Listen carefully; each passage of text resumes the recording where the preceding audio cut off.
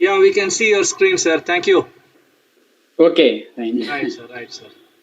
Okay. If you wish, you can join a bit later also. It's your wish. No, Now no everything is problem, sir. fine. Now everything is fine. If you want to stay Okay. here, you can stay. Or if you want to I take a will mute. break. I will mute it, and once you're ready, then you Right, start. sir. You can start. Fine, sir. Fine, sir. Thank you. Fine. Thank you, sir. Okay. Thank you.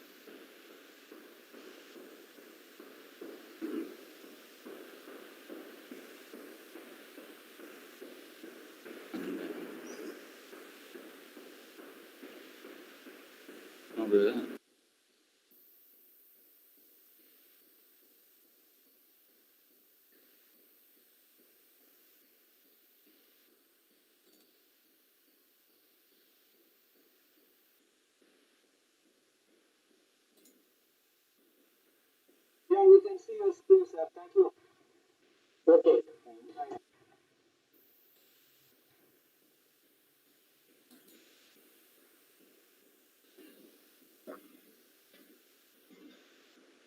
Bhaskar, sir. Yes, sir. Sir, we are on Yes, live, sir. sir. You can check with your device. நீங்க பாருங்க, check பண்ணி பாருங்க. Now meet screen is presented in the Yeah, YouTube. shall I start recording, sir? Shall I start recording? No, sir. You can start recording bit later. Okay. Right? So you can check it in your device. The YouTube. Yeah, in the YouTube, you just see we are on live. Okay, okay.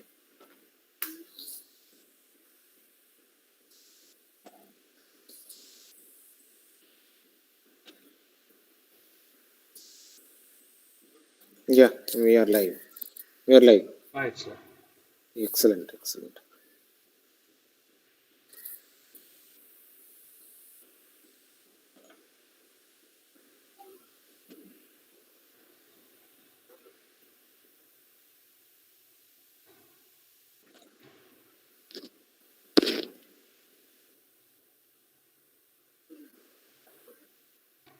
Bhaskar, sir. Tell me, sir. Tell me, sir. Sir, we are on live, sir. Yes, yes, yes. Check with your device. நீங்க பாருங்க, check பண்ணி பாருங்க. Now meet screen is presented in the. No, sir. You can start recording bit later. Right? So you can check it in your device, sir. In the YouTube, you just see we are on live.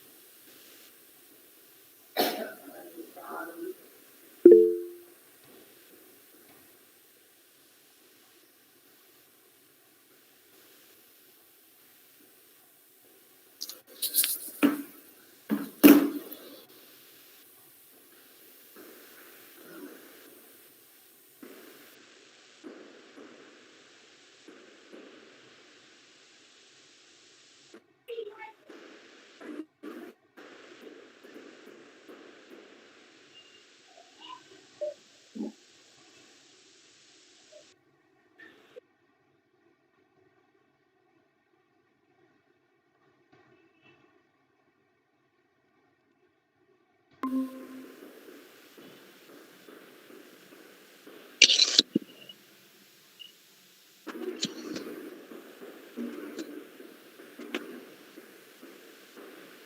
ஆயிடுச்சா?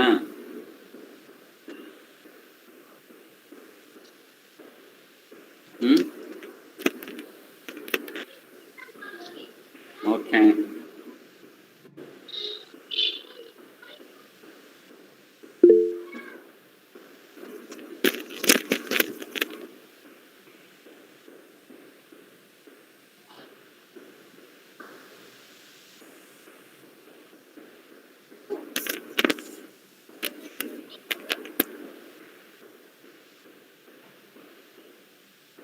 Open.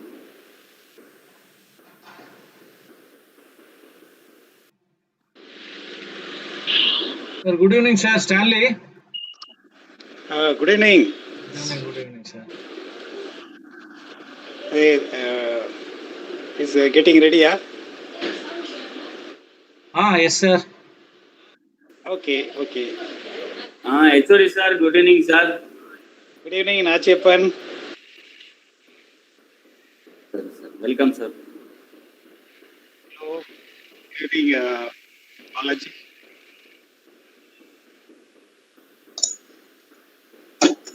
Good evening, dear sir. Good evening. Welcome. Thank you, sir. Thank you.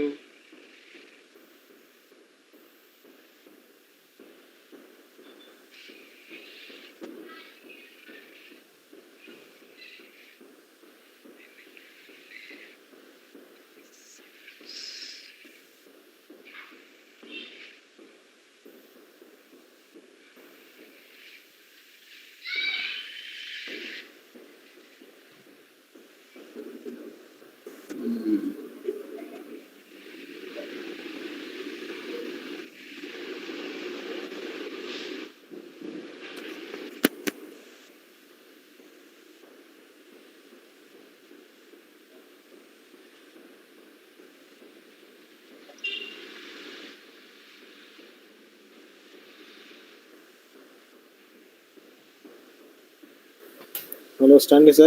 Yes, sir. Yes, sir. I'm audible. Yeah, thanks. Nachi lights correct இருக்கா? Nachi oppositeல. ஆமா, நாச்சி. கரெக்டா இருக்கே sir. Sir, Anand Babu is ready ன்னு பாருங்க. He has to. Sir கரெக்டா இருக்குல்ல sir? Right. இருக்கு. இப்ப நாச்சி பத்தி ரெடி தானே? இன்ட்ரோ듀ce பண்றீங்க, you are ready, no?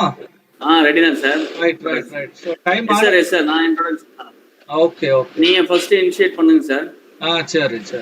இன்னும் 5 minutes இருக்காங்க. So should enter hello சொல்லுங்க. சார் வந்துட்டாரு. சாரோட பிரசன்டேஷன் ஸ்கிரீன் இப்போ நிப்பாட்டி வச்சிருக்காங்களா? ஆமா ஸ்டாப் பண்ணிருக்கு சார். ஓகே, சரி. சார் அவரு பிரசன்டேஷன் போது அதை இது பண்ணிக்கலாம்ல? Right. No problem.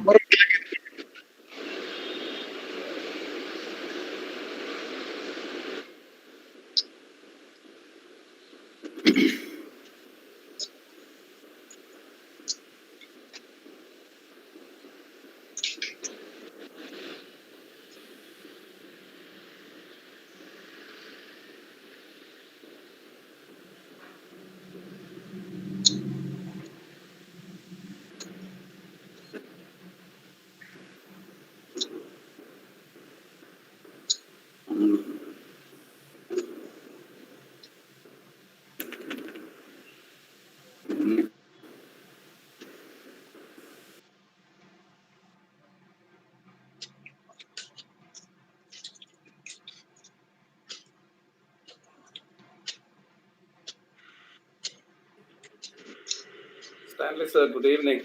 Good evening, sir. Good evening. Surreal Mani from Coimbatore, sir. Yeah, I know, sir.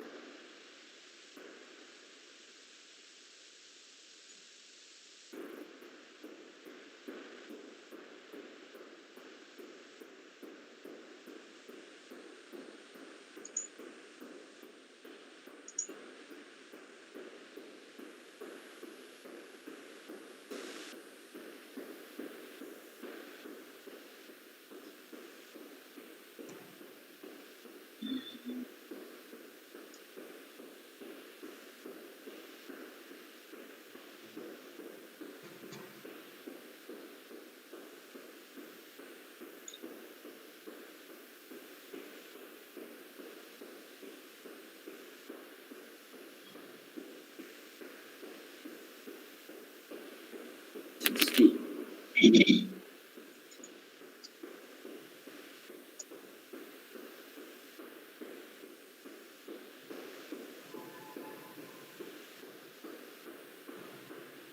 o'clock sharp.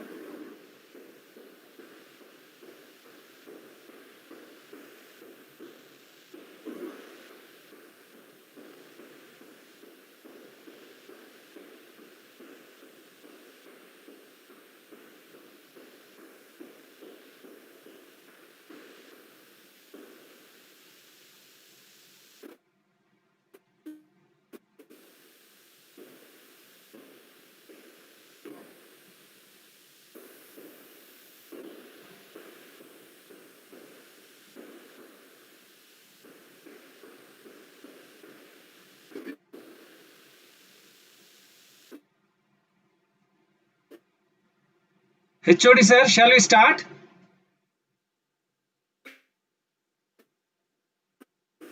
proceed பண்ணுங்க டைம் ஆயிட்டு இருந்தா ஸ்டார்ட் பண்ணுங்க. It's around 4 o'clock. Balaji sir ரெடியா பாருங்க, ரெடியா இருந்தா. Yeah, I am ready, sir. Right, sir. Okay, fine. Okay, sir. Dear participants and the guest speaker, I welcome you all on behalf of Applied Chemistry Department for this fourth day session. And today we have the scientist Balaji amongst us, and he is going to give us his expert talk. And Dr. Nachiappan, Assistant Professor from Department of Applied Chemistry, is going to introduce our chief guest to us. Dr. Nachiappan.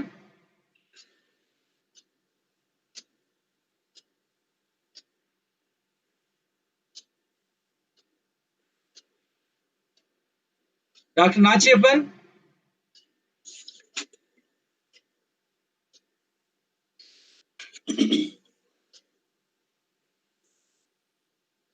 Dr. Nachiappan.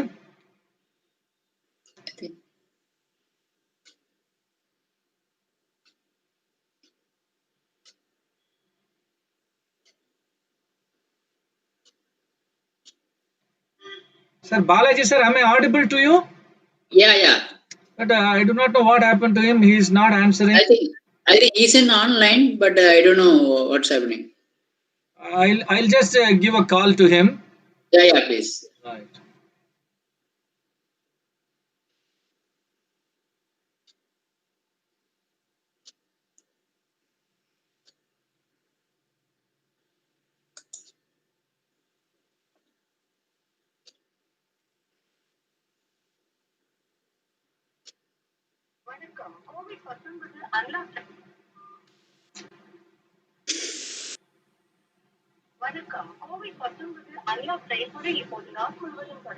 Nachiappan.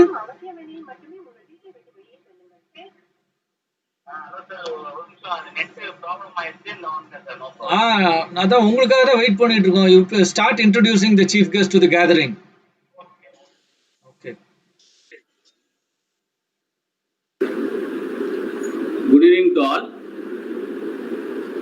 Dr. R. Balaji is presently working as a senior scientist in Center for Fuel Cell Technology, ARCI, Chennai.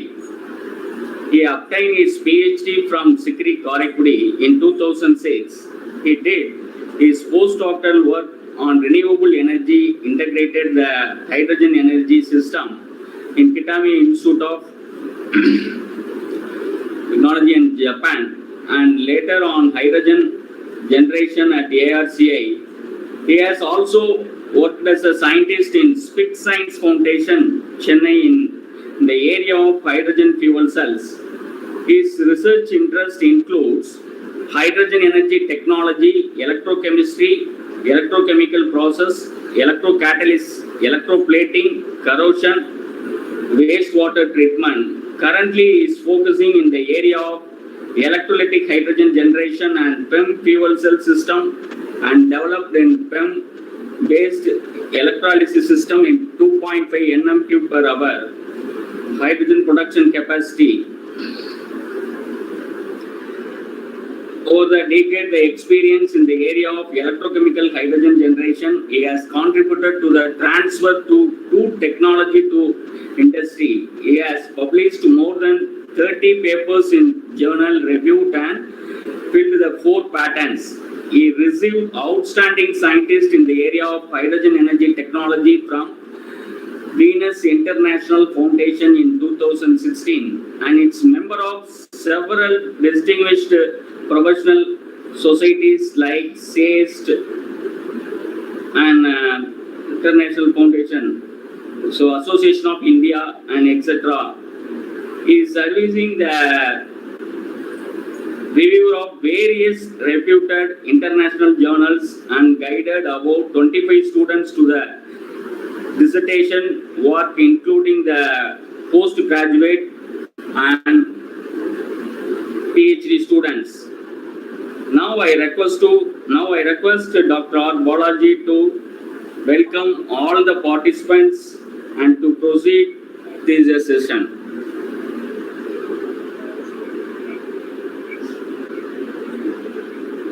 Thank you.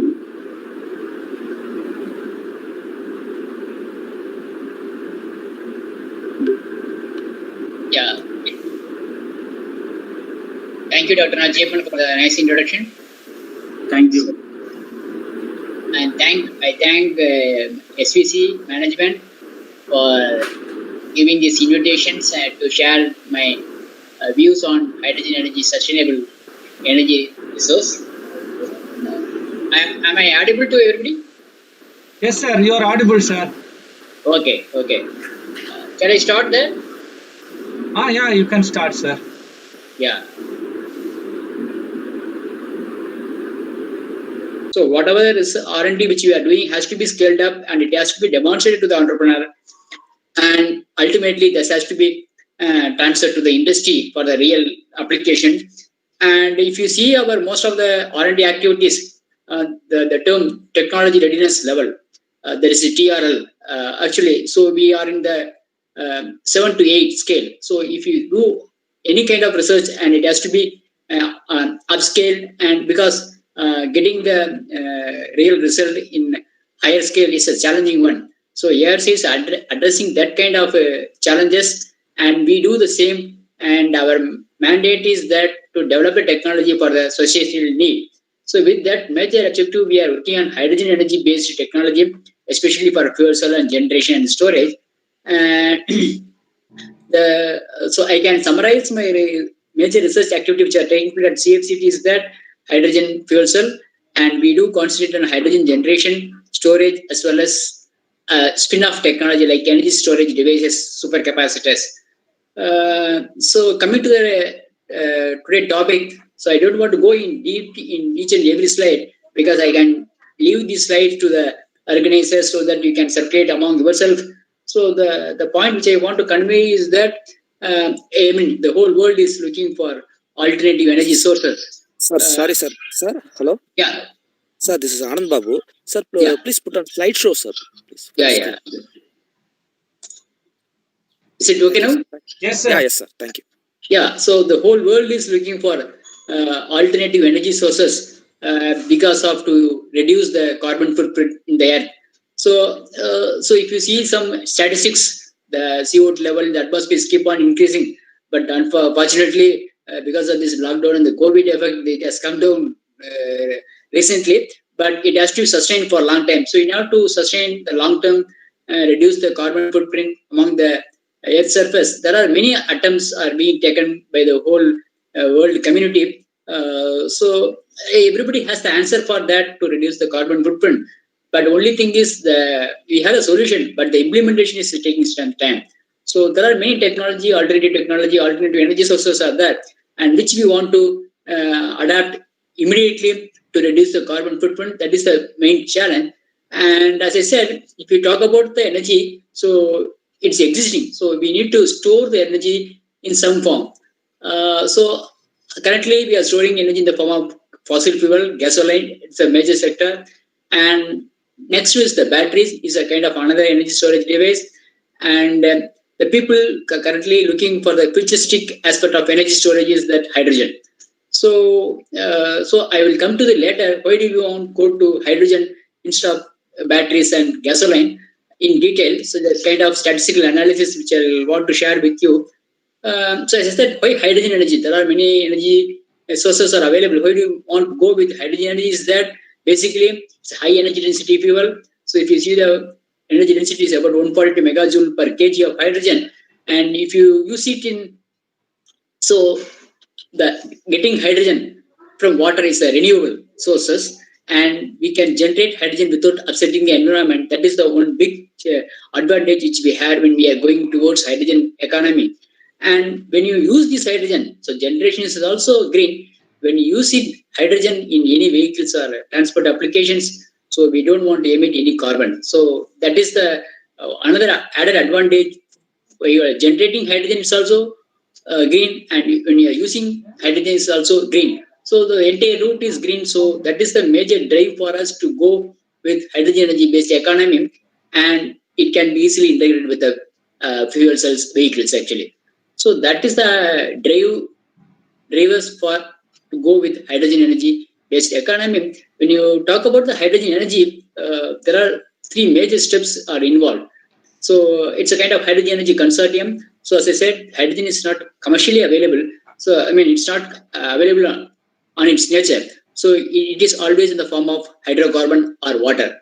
So we need to take it of the hydrogen from these two sources. That is called hydrogen production. That is a main big challenges. So the amount of energy which you want to spend to produce hydrogen, from that hydrogen, how much amount of energy which we are taking into really convert using fuel cell or any other device. So the production, so one big steps which we need to cross. And second one is that storage. So the hydrogen is a very lighter gas. How do we store? So if we run the vehicles, we need to enormous amount of hydrogen has to be in there on board. So how do we store the hydrogen? Because of the lighter gas. So and if you store in an ambient pressure, it requires a larger volume. So that will not suitable for the transport applications. The storage is one of the big bottleneck. So that has to be addressed. So unless otherwise, if you do not address these two steps, we cannot utilize the hydrogen for the real applications. So so the whole hydrogen energy consortium can be divided into three different sectors: production, storage, and utilization. So apart from this, we are also familiar with hydrogen, which is being used not only a fuel; it can be used as a chemical for various industrial applications. Some of them I have highlighted here, and so the main challenge is that how do we use hydrogen as a fuel by addressing these challenges: production, storage, and utilizations. So coming to the production side, as I said, it's not available as such.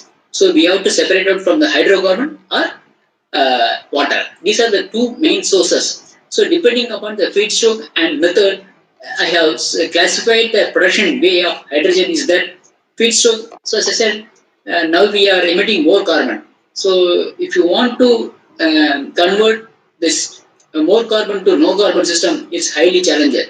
So in between there is an intermediate step that is called more carbon, less carbon, and no carbon. So that is the way which we need to address this, handle this issue.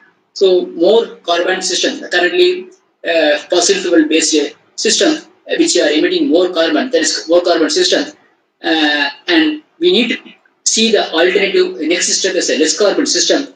Then we have to come to no carbon system, really zero carbon. So ultimately we need to depend on hydrocarbon, but that amount of carbon which is contained in the hydrogen, the hydrocarbon should be less. So that is the main, feedstock. So in that aspect, if you take natural gas and LPG, naphtha, kerosene, methanol, these are low carbon hydrocarbons. From that, we can reform these feedstock using steam and convert that hydrogen. So that is one of the way. And second is coal and biomass through gasification and ammonia. But by cracking we can get hydrogen, and the ultimate is water. So if you get the hydrogen from the water, so and using renewable energy, that is a green route. So the production is also depends on no carbon system. when you do emissions with a fuel cell or some energy conversion device, you will not upset the environment. So that is the ultimate goal for every hydrogen energy R&D people. So okay, so and apart from that, this biological route. So that is also possible to get hydrogen. Some waste, food waste, and kitchen waste can be utilized to generate hydrogen. Among these methods, the electrolysis is high. We can get high pure hydrogen. So why I will tell you later. Extra the methods, the hydrogen which we can get is impure. But if you want to use that hydrogen in fuel cell, so it has to be purified further before going to use in fuel cell. So that is a major challenge, especially for the low temperature fuel cell. The hydrogen should be ultra pure. So this kind of feedstock, when you use this low carbon or coal or ammonia based things, we need to purify the hydrogen to the 999 and 49 purity, which is required for the fuel cell applications. But that can be met out only by the electrolysis route through water. So as I said, though this generation of hydrogen through water is greener, but only 4% of the world hydrogen is being produced through water electrolysis. So rest all things are from about 50% from the steam reforming of natural gas, and about 30% from partial oxidation of oil, and 80% from coal gasifications. So so just I'm highlighting the steam methane reformation. It's a basically natural gas which is being reformed into hydrogen with the use of steam at high temperature. And the hydrogen which is produced is impure. It has to be adapted for further purification to get 999 purity, which is required for the fuel cell application. So, as I said, ultimately we need to generate hydrogen without upsetting the environment, but at the same time we need to generate high pure hydrogen. So the only feedstock is water because it's H2O, does not contain any carbon molecule. But when you do electrolysis, you need to depend on grid. Again, if you depend on grid, so there may be some kind of carbon because the grid power is by burning coal. So again, if you depend on some grid power for the kind of electrolysis process, that is not a green. So if you want to carry out the green hydrogen route, so the power which is required for the electrolysis has to be get through renewable energy source like solar, wind. So if you get that kind of power and do electrolysis through water, you will get high pure hydrogen without upsetting the carbon emission or without upsetting the environment. So if you see this water electrolysis, basically you are splitting the water by applying a DC voltage of 1.5 volt, getting oxygen at the anode and hydrogen at the cathode. And so though it's required, why people are not going for this route? As I said, it's only 4% of the hydrogen is being produced through water electrolysis. Why? Because the amount of energy which we need to spend is more. So if you say, for example, if you produce about 1 meter cube of hydrogen, that's about 1,000 liters of hydrogen. So you have produced 1 meter cube of hydrogen through electrolysis route, and you can store the hydrogen. With that hydrogen, if you use it fuel cell, hardly you can generate about 1 to 1.2 kilowatt power. So the amount of energy which we need to spend to generate this 1 meter cube of hydrogen is about 6 to 7 kilowatt hour power.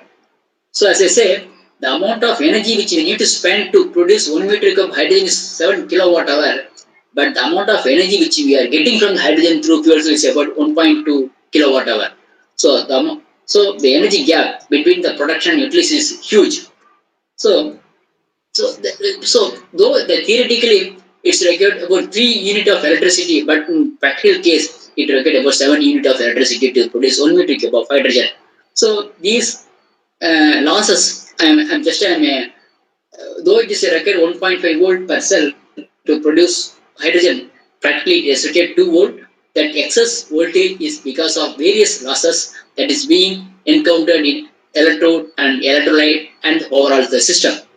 So, and it's basically a electrochemical cell. Obviously, you need to have anode, cathode, and electrolyte. So, depending upon the type of electrolyte which you are adopting for electrolysis, this electrolysis process can be categorized into acid, alkaline, and oxide ion.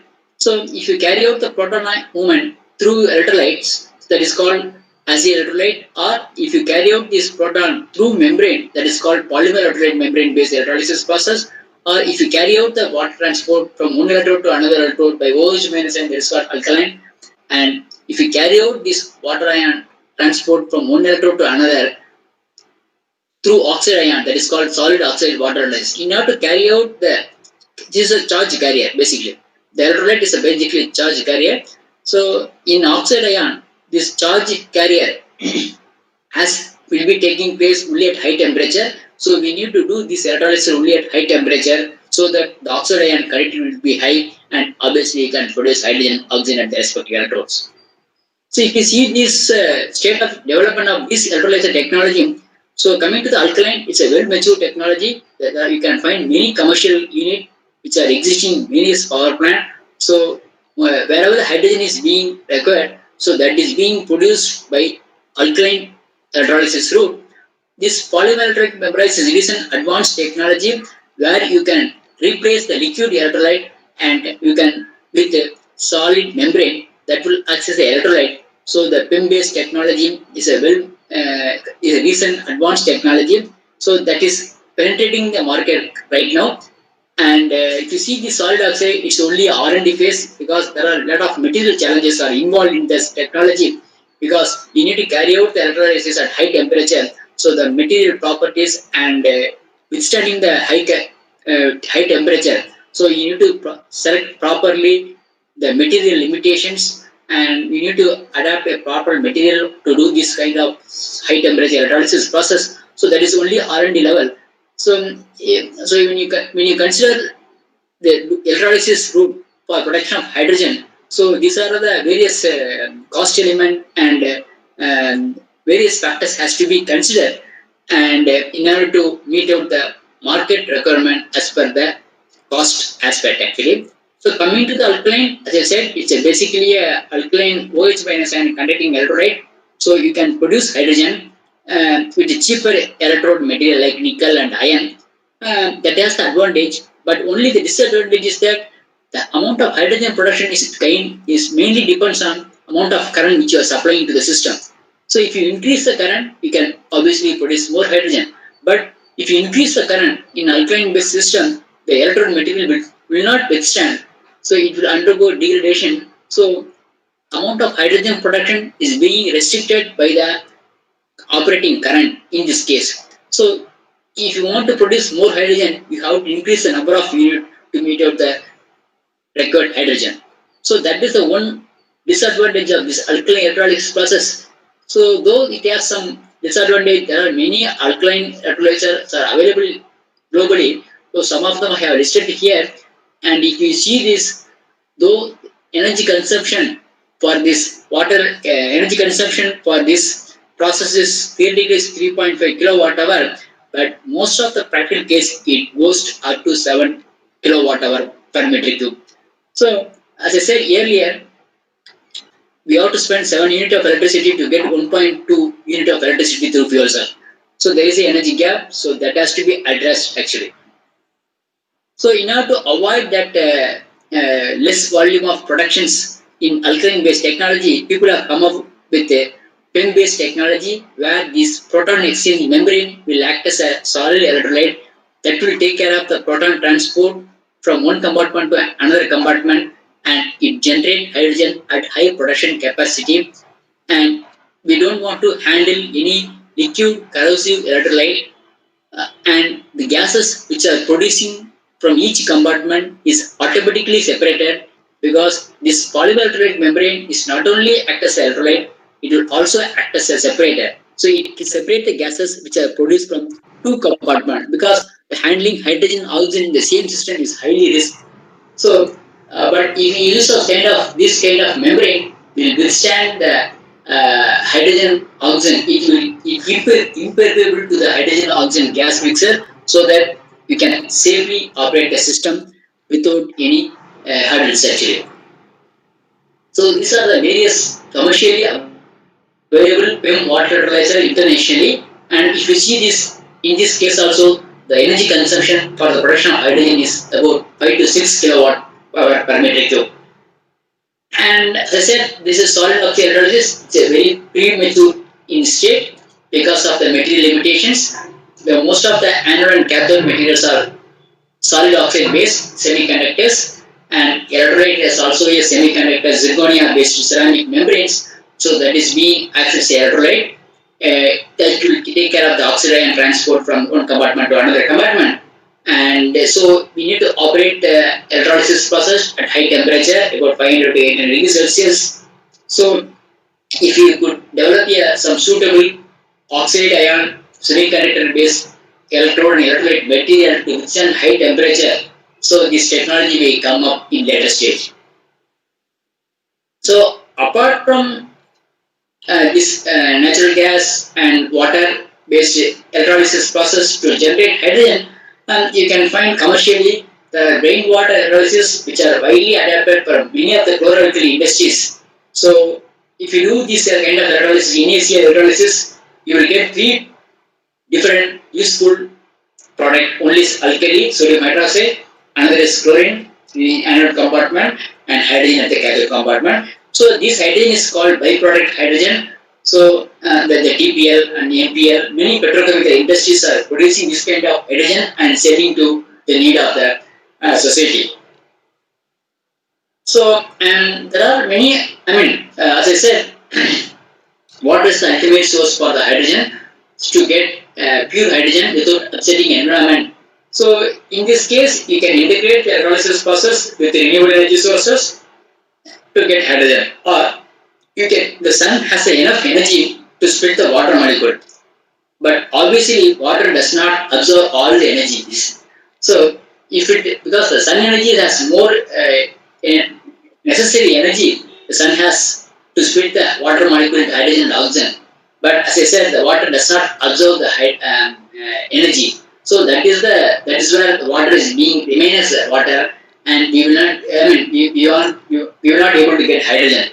But one way it is good if you see all the waters are get converted to hydrogen using this sun energy, then we will not get water for our drinking and many purpose.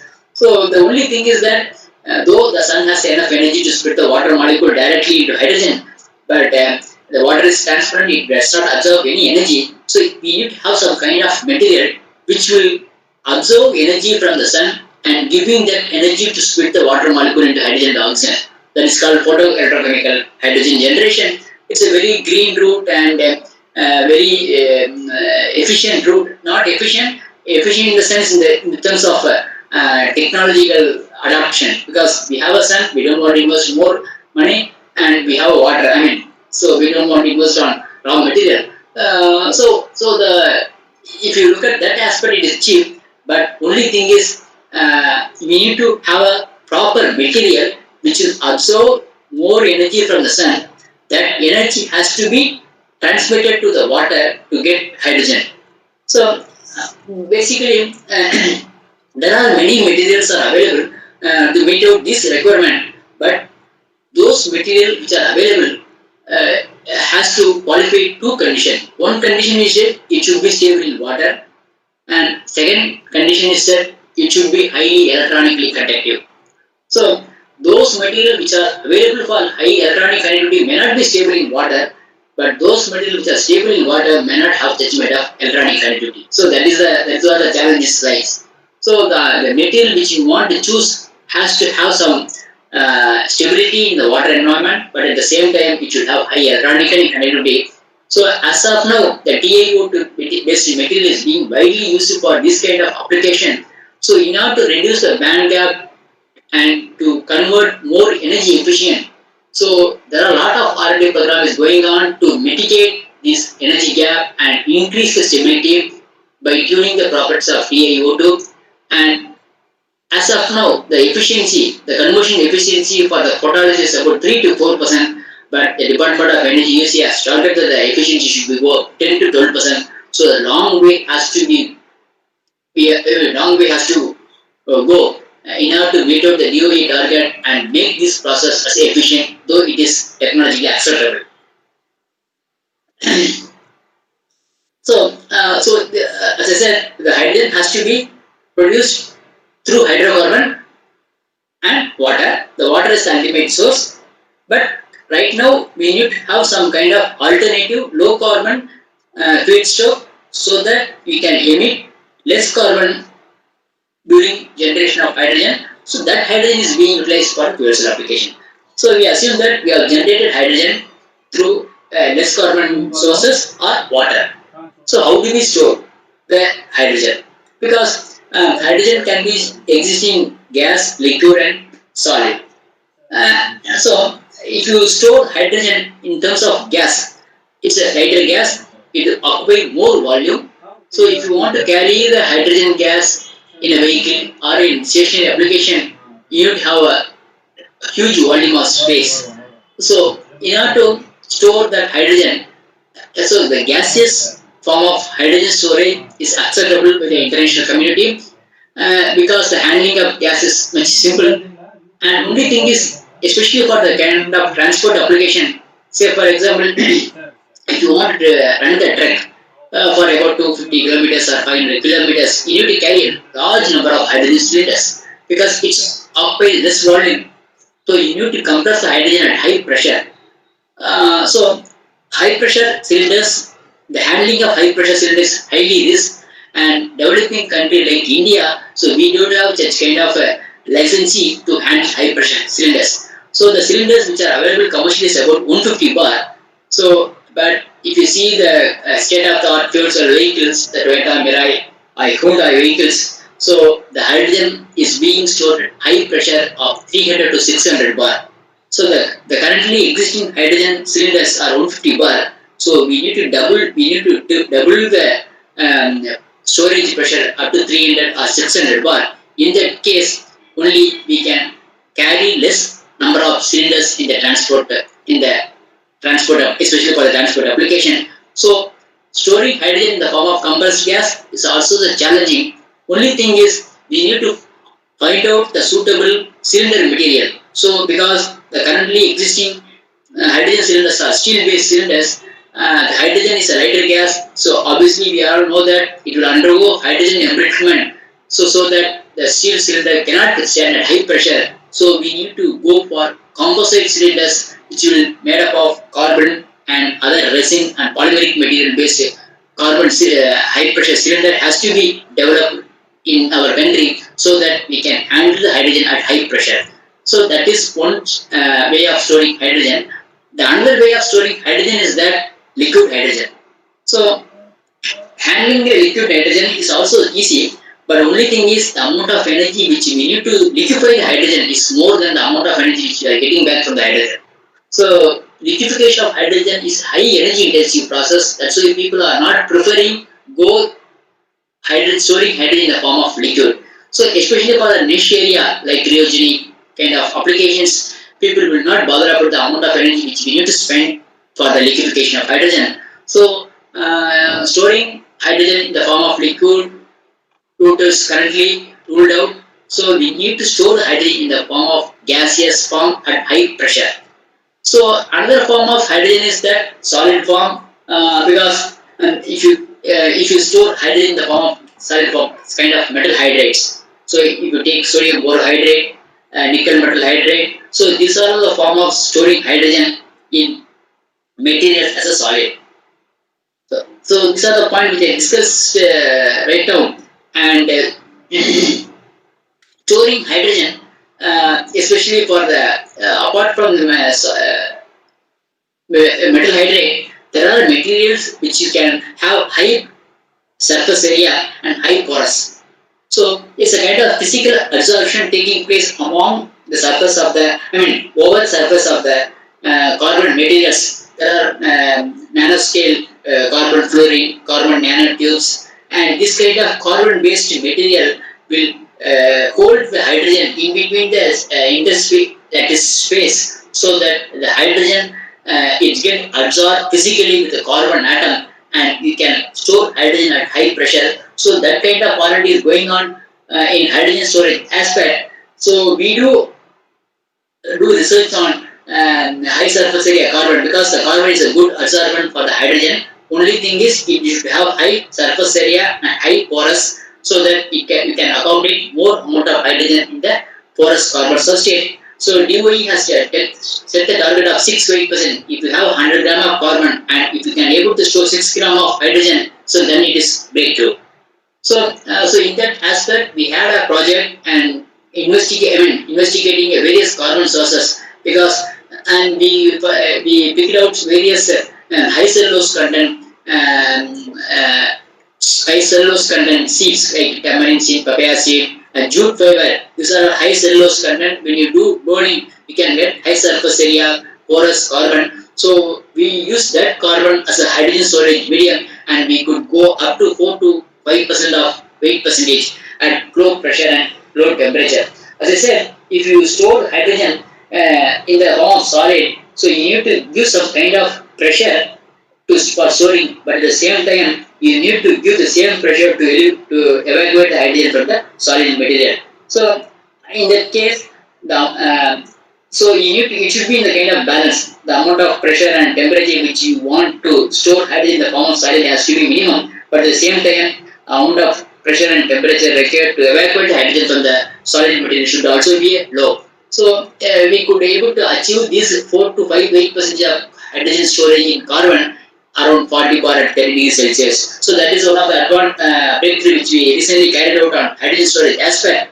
To conclude, hydrogen storage so storing hydrogen in the form of high pressure cylinder is only commercially viable for technological adoptions, easy technological adoptions. So in developing country like India, so currently we are pushing the government to sanction to handle high pressure cylinder up to 300 to 600 bar. If you can store hydrogen at that elevated pressure, so we can reduce the number of cylinders carrying in the vehicle, so that can be converted into the form of energy for the vehicular as well as transport stationary applications.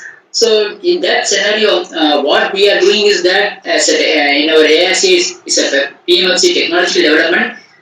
We not only concentrating on system development, we do also and some materials development aspects, because especially for PM fuel cell technology is a interdisciplinary area where you can give large spectrum of knowledge is required to make it a kind of system.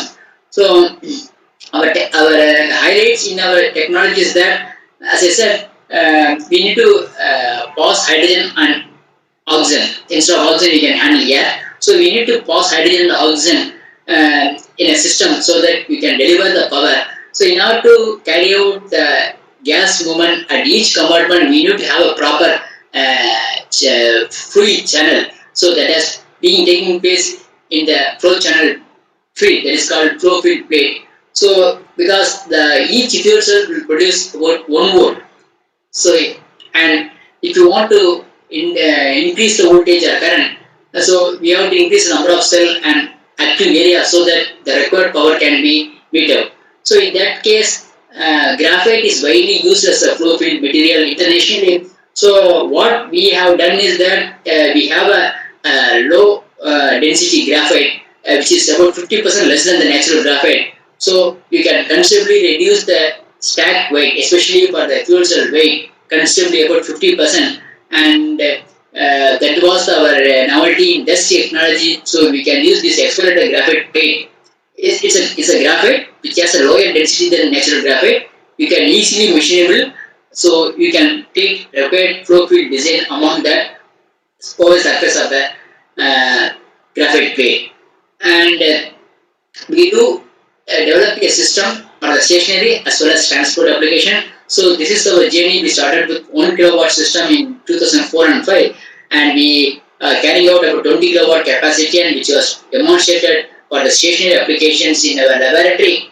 And we did various demonstration program for the transport applications as a range extender with a battery.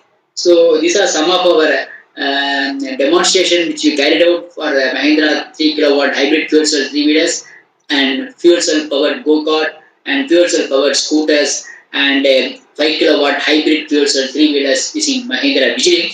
So as I said, we have a battery for initial startup, and once if you get fuel cell get power, so the rest of the BOP components being powered with the fuel cell power, and the engine is also 48 volt DC motor which we have for all the vehicles. So that is being powered with fuel cell power. So, so far about in our 15 years journey, so we did demonstration in various places. So initially we carried out our demonstration in our laboratory. So the only thing is that wherever the hydrogen is available, we will go and put our system, and we did various field trials, especially in Navy Lignite corporations and Gas Authority of India Limiteds. Wherever the hydrogen is available, we will go and put our system and do the demonstration for the stationary applications. And apart from the stationary, we are also working on forklift application, because so currently the forklift is one of the needy for the warehouses, especially warehouses, the Amazon and all those things. Warehouses are being powered with a forklift that is also being powered with fuel cells. So we do have an attempt on that aspects, and we have a tie-up with IOCL to do forklift demonstration, which is being powered by PEMFC. So recently we did a demonstration at ARCI where the hydrogen is available for the stationary applications, and we also did demonstration for the especially for the disaster management. So I mean last December we carried out this demonstration at Tamil Nadu government and IAS Radhakrishnan has witnessed this demonstration recently. And what I want to tell you is that the PEMFC is high energy conversion efficiency when compared with other energy conversion devices. And only thing is, where the hydrogen infrastructure is available, this PEMFC technology is viable for stationary as well as transport application. With that, if you see that currently what we are working on the fuel cell manufacturing, fuel cell development, which involves about various steps ranging from materials to system. So it involves various steps. Some of them are automated, some of them are yet to be automated. So with that objective, we want to establish a complete manufacturing line with a capacity of 100 kilowatt per year. So with that objective, we do it's a completely automation process. Currently, we are on the way of developing a fully automated PEMFC assembly line. This project is completely supported by MNRE, and currently we are working on developing a fully automated PEMFC line to develop up to 20 kilowatt capacity. And if you start from the material, we will end up with a stack system. So as I said, so we are also working on hydrogen generations. The amount of energy which we spend to hydrogen, which we discussed in some slides before, the novelty of this process is the amount of energy which we spend to hydrogen is 1/3 of the electrolysis, water electrolysis. So as I said, we cannot switch over from more carbon system to no carbon system immediately. So we cannot switch over the system from more carbon system to no carbon system immediately. So we need to we need to come through less carbon system. So with that aspect, if you combine with methanol water based system, so you can reduce the amount of hydrogen, you can reduce the amount of energy which is required to generate hydrogen is less. So in this process, you have to spend only 2 units of electricity to produce 1 meter cube of hydrogen. So with that 1 meter of hydrogen in fuel cell, you can get about 1 to 1.5 kilowatt hour power.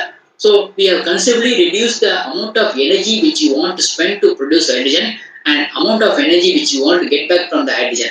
So that is the novelty of this process, and we have demonstrated up to 2.5 Nm³ per hour capacity. So this capacity is sufficient to power 3 kilowatt fuel cell system. So that 3 kilowatt fuel cell system is good enough to power the telecom tower as a backup power. If you see, many of the telecom sectors are being powered with the diesel engine. So when the grid is off. So and telecom industry has instructed, the government of India has instructed that most of the telecom industry people has to be find out the alternative way to use other than grid power. So many of the industries are looking at the alternative energy sources. So the 3 kilowatt fuel cell system is good enough to give the power for the telecom sector. So with that objective, currently we are working on telecom industry to power the telecom power with the fuel cell as a backup power. And already there are, Aditya Birla and Reliance Group are doing demonstration with the fuel cell, imported fuel cells to power the telecom. and we are currently working with these telecom sectors to introduce our fuel cell instead of imported fuel cell and to power the telecom sector. And that is the main area of interest for the stationary applications. Coming to the transport application, these are the current state of the art fuel cell powered vehicles and passengers car, so Toyota Mirai and Hyundai Tucson, Honda Clarity. So these are the fuel cell powered vehicles. It is commercially available internationally, and though it is commercially and available and its technology is widely demonstrated for various applications, the DOE has fixed a target. So these are the numbers. If you want to increase the number, so the cost of economy has to be minimum. So they have fixed the target. So only thing is the issue with this hydrogen energy technology is that hydrogen infrastructure and durability of the fuel cell system and the cost. So these are the three main factors which we need to address if you want to implement this fuel cell based technology, a fuel cell based society. And the challenges is that the cost. The cost is one of the factor which will which will reduce the implementation of fuel cell technology. So because the component which you are using for making this stack, especially the membrane and the electrocatalyst, these are all platinum based electrocatalysts and high cost monopoly membrane. So we need to find out some other alternative cost effective material without sacrificing the performance, and that is the drive to reduce the cost. And if you see this, it's a kind of, hydrogen is a kind of energy storage medium. So, say for example, you take power, you have a renewable energy power, solar and wind. You want to store that power in battery. So, that is also one of the energy storage medium. So, if batteries are existing, why do we want to go with hydrogen? So, the questioning is very interesting and provoking. There are people who have done some kind of analysis on that aspects. So if you take that, as I said, if you want to use hydrogen, you have to depend on water. So that is the ultimate source. So the water, if you take as a feedstock, and if you couple with the renewable energy source like solar and wind, and do electrolysis, you will get hydrogen and oxygen. So by splitting the water using renewable energy, you will get hydrogen and oxygen. With that hydrogen and oxygen, using fuel cell, you will get back power and water. So it's a kind of cycle, similar to battery, charging and discharging. So in that way, they are comparing these two different platforms. One is battery, another is hydrogen. So in that aspect, so both are same. So both are energy storage medium, battery and hydrogen. So as of now, there is a term energy store on investment. That is a very effective term. The amount of energy which you are spending to generate, to produce 1 kilowatt battery. Say for example, if you are having 1 kilowatt battery, let us see the lithium battery. So in this case, we are considering lithium battery. So from the material to battery development, so you have to spend some energy.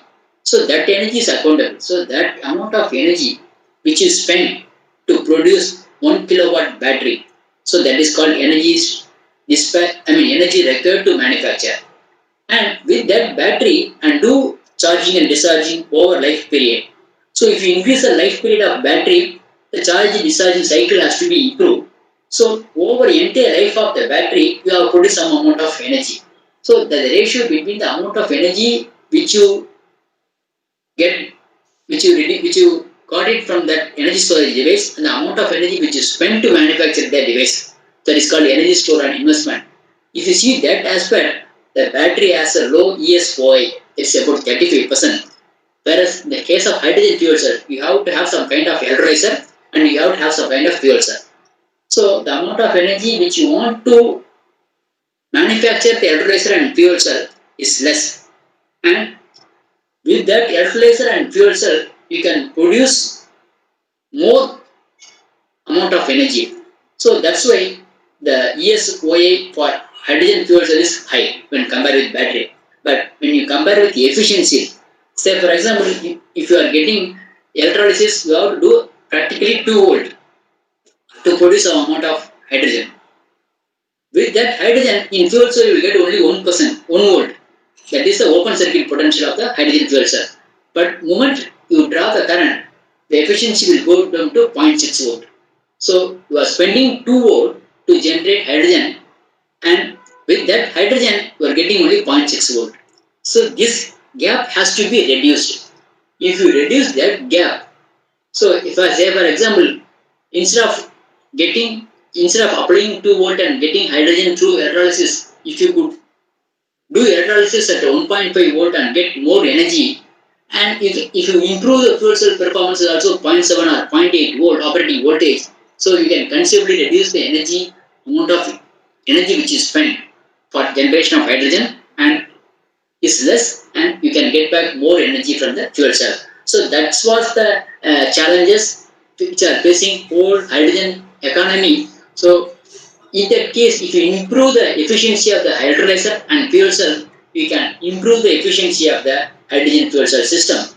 So with that aspect, the ultimate goal is that the hydrogen will be the best energy storage medium when compared with battery. So the challenges which I discussed earlier, the infrastructure, the cost and durability. And in order to promote the awareness among the international community, so DOE has celebrating the Hydrogen Day in weight of the atomic weight of the hydrogen is 1.008. So the 8th October is being celebrated as Hydrogen Fuel Cell Day all over the world, and we also did we celebrated the law for the past 2 years by conducting workshops and live demonstration program, and which was widely accepted by the international community.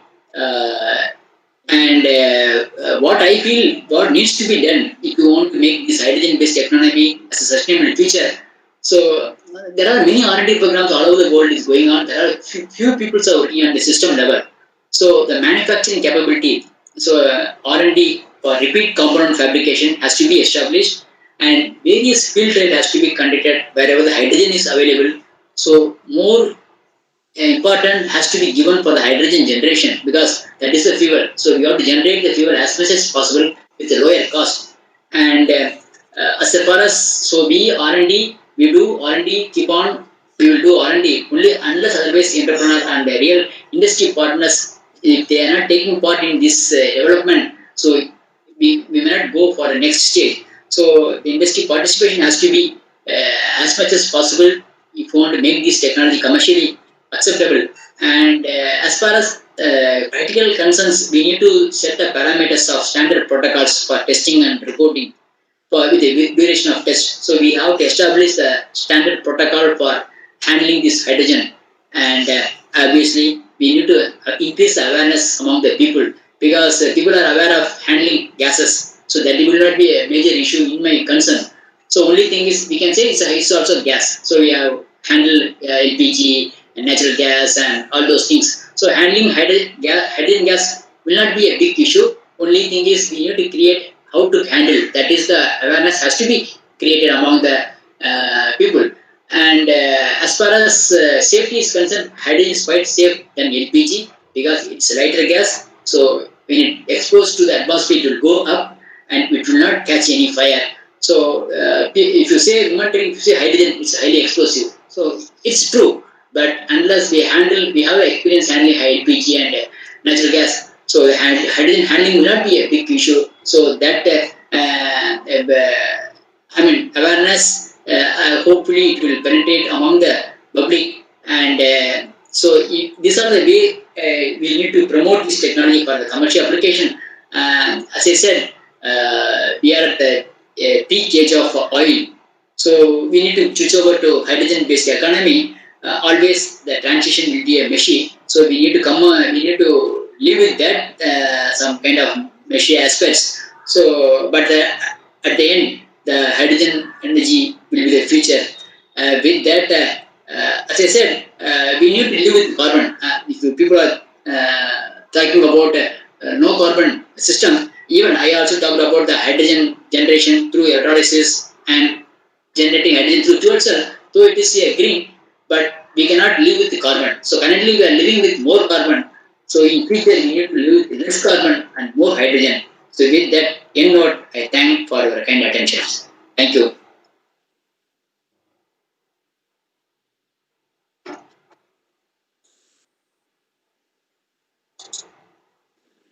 Yes, sir. Thank you for your wonderful presentation.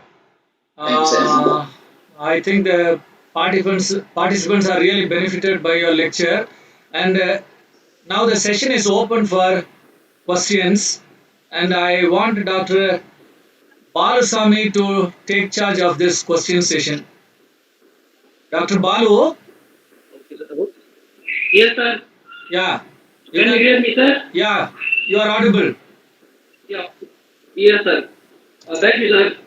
Yeah, This is Balasamy. Sir, very informative session, sir. Thank you. So there are a few questions from the participants, sir. Yeah, please. Shall I proceed, sir? Yeah, please. Yeah, sir. First question from Sridharan M, sir. First question from Sridharan M. Yeah. When we use in fuel cell in automobiles, any chance maybe The explosion, what would be the rate of impact? Hello. I mean, the voice is getting breaking. Nachiappan or Preeta madam, you can assist Balasamy if the. Okay. So the question is, when we use fuel cell in automobiles, in any chance of explosion, what would be the rate of impact? I mean, the only thing is that is it because the safety. So now if you see the currently available Toyota Mirai, it's a state of the art passenger car which are available. So when I did driving, I mean on the when I visited Canada, so I drove the vehicles in a road. So it's quite safe because they have a very good safety system. So only the hydrogen flammable immunity is about 4 to 75%. So if you emit pure hydrogen, about 99% hydrogen, it won't catch fire. So only the flammable limit of hydrogen is only 4 to 75%. So even if hydrogen is emitted through some other source, so if you have a proper mixing of air and maintain the safety limit within 4 to 75%, so then it is easily usable for the transport applications.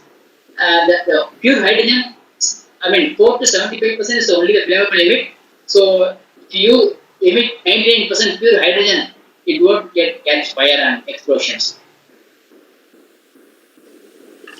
Thank you, sir. Shall I proceed with the next question, sir? Yeah, please.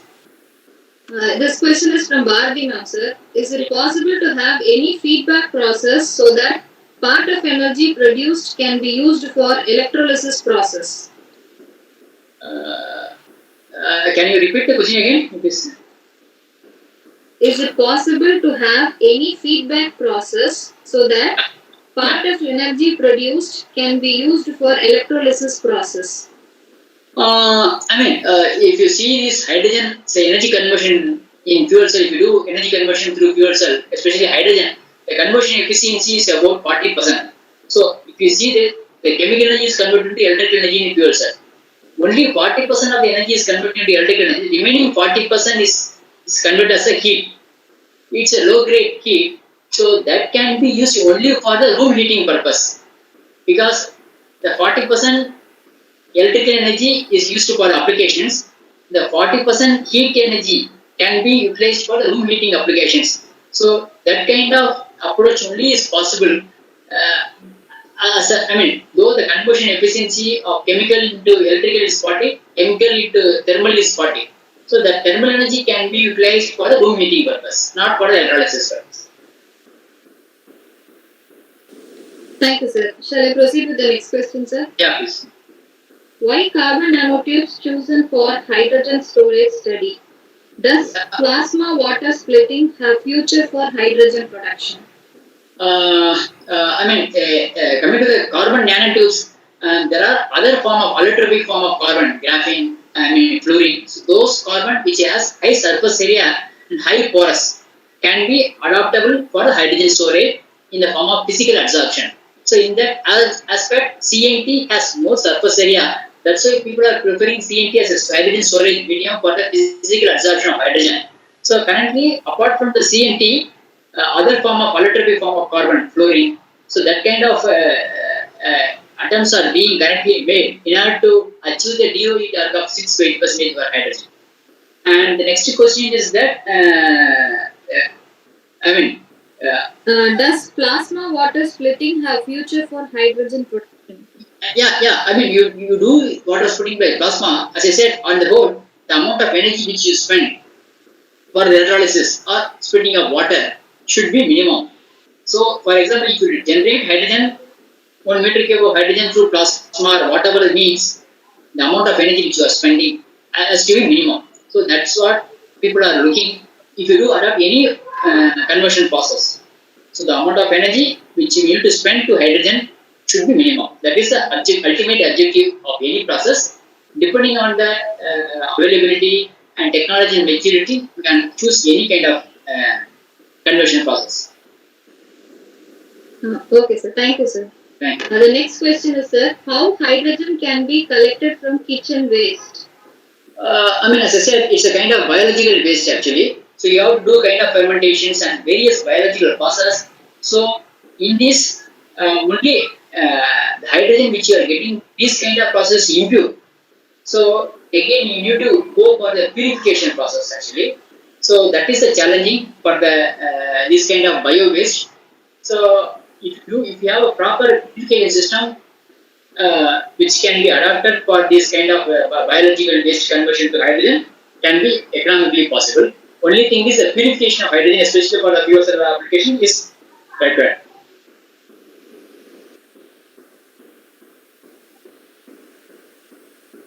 Shall I proceed, sir? Yeah. The next question is, which can be the best photocatalyst for photoelectrochemical water splitting other than titanium oxide? The titanium oxide is the state-of-the-art material for the photoelectrochemical water splitting. Before that, the cadmium selenide-based material, though it has a high efficiency than TiO2, but the only thing is the stability and the carcinogenic. These are the two negative for the cadmium. So that's why people are slowly moving from cadmium-based system to titanium oxide-based system. Currently, the TiO2-based people are there to fine-tune the properties of TiO2 to reduce the band gap further for the effective hydrogen generation. But the TiO2 is the base material, which is the state-of-the-art material, and various morphological. If you fine-tune the surface properties of TiO2, we can considerably increase the efficiency of the photoelectrochemical conversion of water. Okay, sir. Shall I go with the next question, sir? Yeah. Right now, how much is the amount of hydrogen so far produced in lab? Commercially, if you see them, there are many hydrogen production industries are all over the world. So they are producing metric ton level actually. So depending on the requirement, so the megawatt level is currently being established in the worldwide. Okay, sir. Thank you, sir. Yeah. So the last is it possible large-scale production pure carbon nanotubes so it could be used for hydrogen storage? Yeah, people are doing that. Logical CNT, but not only CNT is a bottleneck. So how do we store? Because if you choose any material which has good hydrogen properties, as I said, the amount of pressure and temperature required to store hydrogen in the any carbon-based material should be ambient conditions. So if you have high pressure and low temperature, it may require high energy input. So the people are trying to reduce the operation of high temperature and low temperature and high pressure.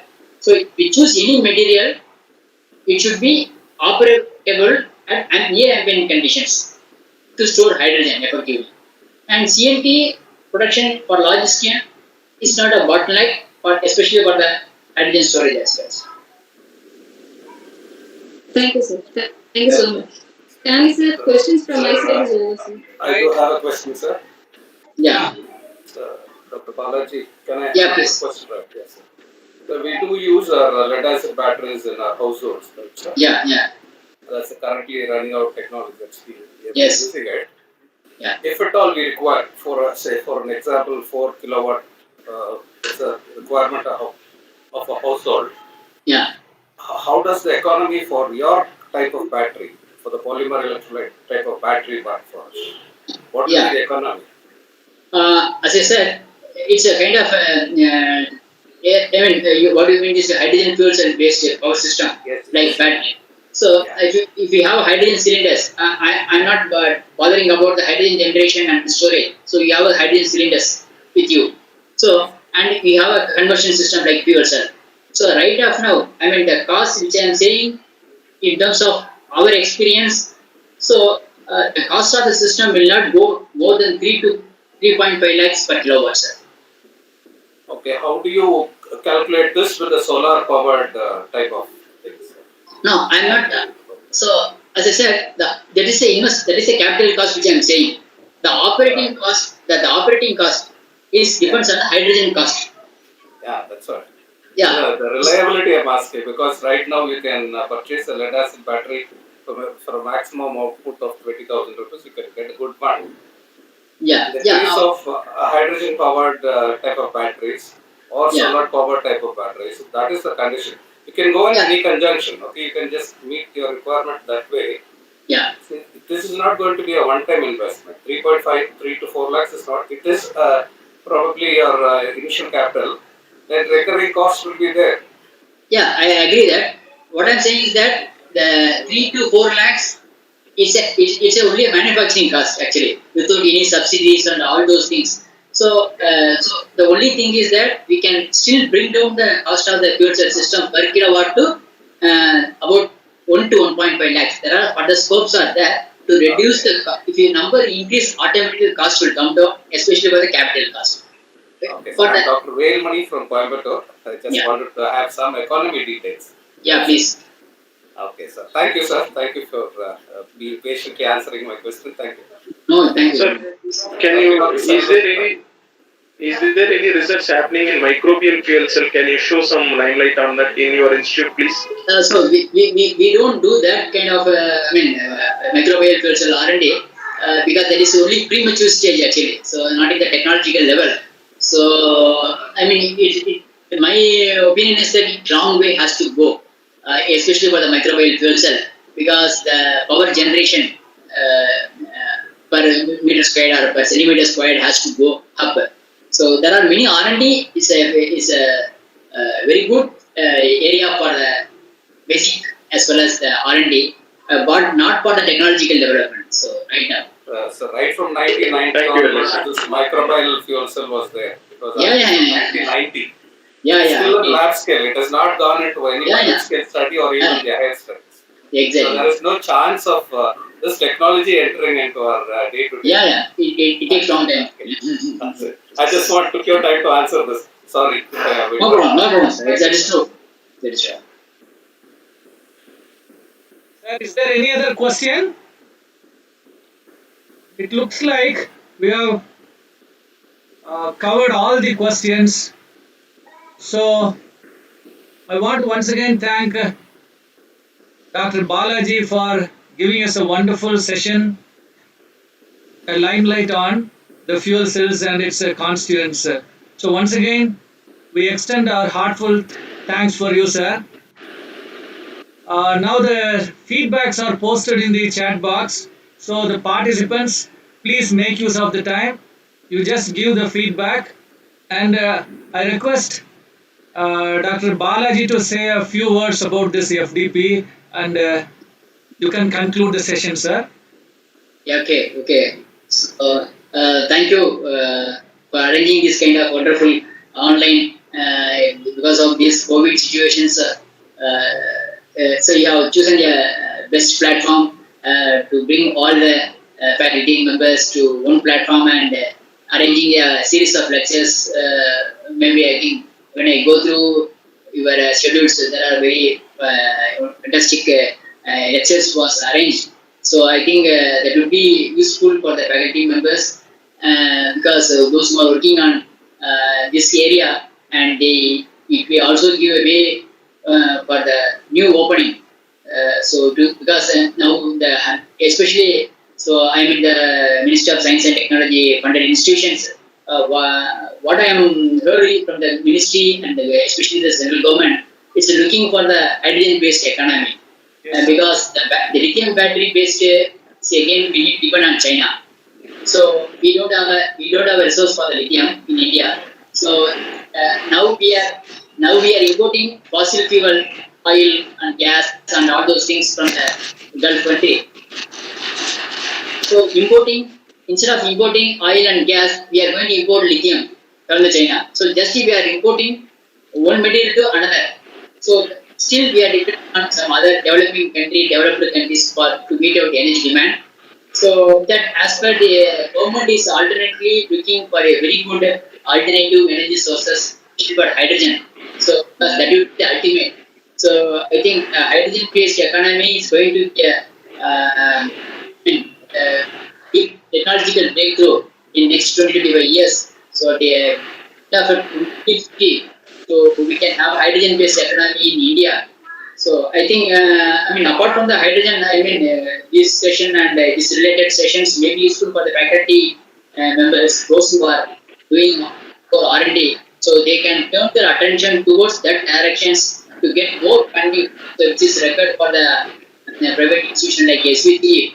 So I think they concentrate on putting proper effort on development of this hydrogen-based economy. I think can find many opportunities from the government to get fund and to useful R&D and productive R&D for the societal need. And my concern is that we don't want to always refer the developed countries and developing countries. So we need to create our own standard. So we don't want to refer other standard. So we will create our own standard. Though it is a law, we will come up with our own indigenous technology. That's what the government is also pushing now. So highly indigenous technology, do development not only in R&D, at least it should be answerable and applicable to the society. So that is the ultimate. So when you start do R&D, we keep in that mind, it should be some form of, it should be reflect to the real society need. So if you start with that objective and do any kind of project, I think you will get succeed.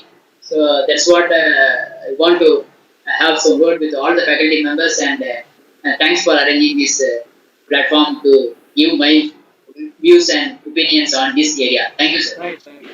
Thank you, Dr. Balaji. Thank you very much, sir. Very informative speech. Now, sir, HOD sir, if you want to say a few words, you can say, sir. It's a wonderful session. We have enlightened our people about the fuel cells. So a lot of information shared with the participants. Thank you, Dr. Balaji. Thank you. Thank you, sir. Thank you. Right, sir. Archiepan, if you want to say a few words, you can say. Hello? If you want to say something, you can say to Dr. Balaji. No, sir. Thank you, Balaji. It's very informative. Right, sir. Thank you, Balaji, sir. Thank you, sir. Yeah, if you want to leave, you can leave, sir. And we will be staying for another 15 to 20 minutes to wind up the feedback session. So participants who are having any problem in the feedback posting, you please let us know. We will be waiting for another 15 to 30 minutes. So please make use of the time. We have to close the feedback session at the earliest. So please cooperate with us. The session is for you. Balaji, sir. Thank you, sir. Thank you very much. Thank you. You can take leave, sir. Thank you. Very kind of you. Thank you. Thank you, sir. Thank you, sir.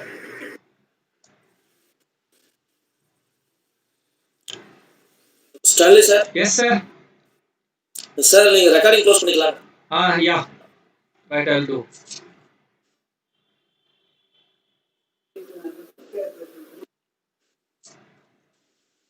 Okay, close பண்ணேன். So even நான் live கூட cut பண்ணிட்டுமா shall I? வேணாம் sir அவங்க அதுல இருந்து link எடுத்து post பண்றாங்களா? சரி, fine. Okay.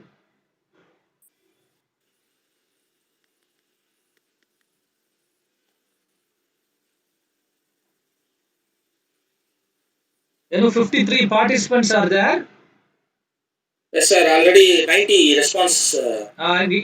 இனி எவ்வளவு பேர் சார் வந்திருப்பாங்க? இதுல நான் 102 104 அந்த மாதிரி பார்த்தேன். ஆமா சார். இதுல நான் இதுல மட்டும் தான் பார்த்தேன் மீட்ல. யூடியூப்ல எத்தனை? யூடியூப்ல இனிமே தான் வரும் சார். எவ்வளவு வியூஸ்னு வரும். வாட்சிங் நவ.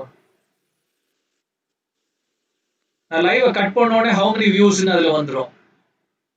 ஓகே. சோ நமக்கு 6:30 லெசன் நெக்ஸ்ட் ஸ்பீக்கர் கூட இன்னைக்கு. ஆமா இன்னைக்கு பழனிவேல் கூட நான் அவர்கிட்ட நான் பேசிடுறேன். 6:30 சொல்லிருந்தாங்க. I just remind you. Yeah.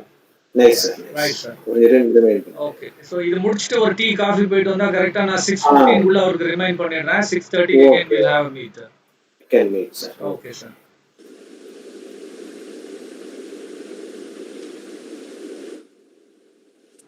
Madam நீங்க கிளம்பலாம் மேடம். திருமலை சார் நீங்க எல்லாம் உங்களுக்கு வேலை இருந்ததுன்னா நீங்க கிளம்பலாம் சார். நாங்க ரெண்டு பேர் மட்டும் வெயிட் பண்றோம். Okay sir, I will join 6:30. Right. நம்ம 6:15 மேல 6:20 6:30 குள்ள நான் டைம் போடுறேன். நீங்க ஜாயின் பண்ணிக்கலாம்.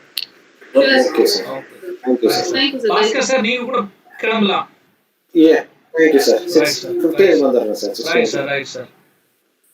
சார் HOD சார் நீங்களும் கிளம்பணும்னா கிளம்பலாம் if you wish.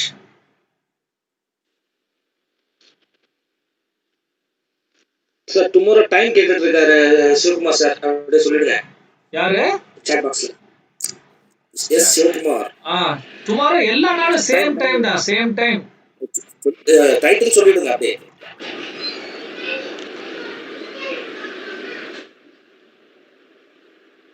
Same time. இருக்குங்களா? நான் பார்க்கவா? சார் நாளைக்கு நான் சொல்லிடுறேன் சார். அது ப்ளீஸ். ஓகே.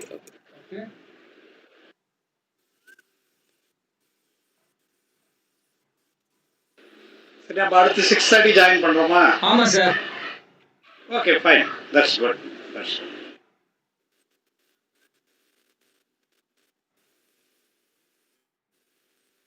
ஆனந்த் சார் நான் உங்களுக்கு கொடுத்திருந்த ரிவைஸ்ட் நீங்க போடல. இன்னைக்கு பழச போட்டுருந்தீங்க. நாளைக்கு அத ரிவைஸ்ட் போட்டுருங்க சரியா? அதுல சேஞ்சஸ்னு சொன்னேன் பாத்தீங்களா? நாளைக்கு பேசுற ஒரு பேர்ல தான் சேஞ்ச் இருந்துச்சு. அவர் டெசிக்னேஷன் அந்த இதுல கொஞ்சம் சேஞ்சஸ் இருந்துச்சு. சோ நான் உங்களுக்கு அந்த ஸ்லைட ரெடி பண்ணி அனுப்பி விடுறேன். மெயில்ல நான் உங்களுக்கு அனுப்பி விடுறேன். இல்ல சார் மொபைல்ல இருந்து பண்ணும்போது ரொம்ப சரி நான் உங்க பர்சனல் இதுக்கு நான் போட்டு விடுறேன். அந்த ஸ்லைட மாத்திரம் நீங்க அதை போட்டு விட்டுருங்க சரிங்களா? ரைட். நீங்க என்ன யூடியூப்ல பாத்துட்டீங்கன்னா நான் அவங்க பேரு அவங்க போட்டோ அந்த மாதிரி நான் போட்டுருந்தேன். அதே மாதிரி ரெடி பண்ணி உங்களுக்கு அனுப்பி விடுறேன். லேப்டாப் இருந்துச்சுன்னா எனக்கு பிரச்சனை இருக்காது. இல்ல நான் இத சரி நீங்க இன்னைக்கு டிஸ்ப்ளே பண்ணீங்களே பிரசன்ட் பண்ணீங்களே அதுல நான் தந்தத பிரசன்ட் பண்ணிட்டா போதும் அவ்வளவுதான். ரைட். நான் உங்களுக்கு தர இமேஜை நீங்க பிரசன்ட் கொடுத்துட்டீங்கன்னா அந்த ஸ்கிரீன் மாத்திரம் இருக்கும். Right sir. Thank you sir. Right. Sir, good evening sir. Stalin sir, good evening. Good evening sir. Tell me sir. Thank you sir. இன்னைக்கு post பண்ணிட்டேன் advance sir because yesterday I had some problem in internet. Okay. I was the last one to do it yesterday. Right sir. But I just did it immediately. Wonderful sir. Yeah, I don't know whether it has reached you. நேத்திக்கு போட்டது உங்களுக்கு I don't know. I am not sure. வந்திருக்கும் sir. டெஃபினட்டா அதுல நீங்க போட்டுருக்கீங்க டைம்ல போட்டுருக்கீங்க இல்லையா? அதனால டெஃபினட்டா அதுல இருக்கும். ஒரு பிரச்சனை வராது. அப்படி இல்லனாலும் everybody knows who is Professor from Coimbatore. He is a very active person. Everybody knows. It's quite interesting. I've seen last series whatever talk that has been going around is really good. And you were able to answer one question also. Yeah. No, the thing is, 1990s I did some metal hydride work. Magnesium nickel metal hydride which பண்ணிருந்தேன். Okay sir. I'm almost a direct student of Marudumuthunga. I see. I'm ex-vice chancellor of Madras University. Our professor Dr. Shastri is the first head of the department IIT. Madras IIT. Our student. So initially we were doing some hydrogen storage. Right sir. Very beginning, 1990s. Okay. So that time we were having some nitride, hydride. Right sir. So almost physical chemistry combined a little bit of organic. Okay. Some sort of an interest out of it. Right. I just changed, but organic conversions. Wonderful sir. We will stay in touch sir. Huh? Yeah, We'll sure, stay in sure. touch, sir. Thank you. Thank you for joining us, sir. Thank you, sir. Thank you. Very kind Thank of you. you. Thank you. Bye. Bye. Sir, Stanley sir, thank you sir, 6:30.